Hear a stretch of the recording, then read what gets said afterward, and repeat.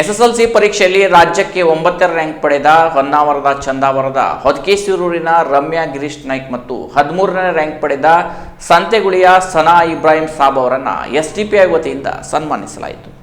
ಹೊನ್ನಾವರ ತಾಲೂಕಿನ ಚಂದಾವರದ ಹೊದಕೇಶೂರಿನ ನಿವಾಸಿ ರಮ್ಯಾ ಗಿರೀಶ್ ನಾಯ್ಕರು ಈ ಬಾರಿಯ ಎಸ್ಎಸ್ಎಲ್ಸಿ ಪರೀಕ್ಷೆಯಲ್ಲಿ ಶೇಕಡಾ 98.78 ಅಂಕ ಪಡೆದು ರಾಜ್ಯಕ್ಕೆ 9ನೇ ರ್ಯಾಂಕ್ ಪಡೆದು ಹೊನ್ನಾವರಕ್ಕೆ ಮತ್ತು ತಮ್ಮ ಊರಾದ ಚಂದಾವರದ ಕೀರ್ತಿಯನ್ನು ಹೆಚ್ಚಿಸಿದ್ದಾರೆ. ಅಲ್ಲದೆ ಉರ್ದು ಮಾಧ್ಯಮದಲ್ಲಿ ಕಾರವಾರ ಜಿಲ್ಲೆಗೆ ಪ್ರಥಮ ಮತ್ತು ರಾಜ್ಯಕ್ಕೆ 13ನೇ ರ್ಯಾಂಕ್ ಅನ್ನು ಸನಾ ಇಬ್ರಾಹಿಂ ಸಾಬ್ ಸಂತೆಗುಳಿ ಪಡೆಯುವ ಮೂಲಕ ಸಾಧನೆ ಮಾಡಿದ್ದಾರೆ.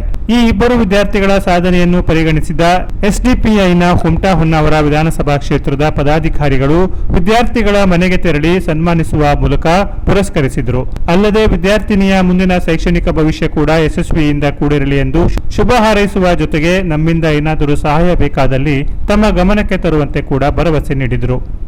ಈ ಸಂದರ್ಭದಲ್ಲಿ ಎಸ್ಡಿಪಿಐನ ಜಿಲ್ಲಾ ಉಪಾಧ್ಯಕ್ಷೆ ಮಮತಾಜ್ ಬಾನು ಸಂತೆಗುಳಿ, ಕುಮಟಾ ಹೊನ್ನಾವರ ವಿಧಾನಸಭಾ ಕ್ಷೇತ್ರದ ಅಧ್ಯಕ್ಷರಾದ ರಫೀಕ್ ಹೆಮ್ಮಕ್ಕಿ, ಉಪಾಧ್ಯಕ್ಷ ತೌಸೀಫ್ ಸಿಕಂದರ್, ಕಾರ್ಯಕರ್ತರು ಇದ್ದರು. Canara press news Honnavar.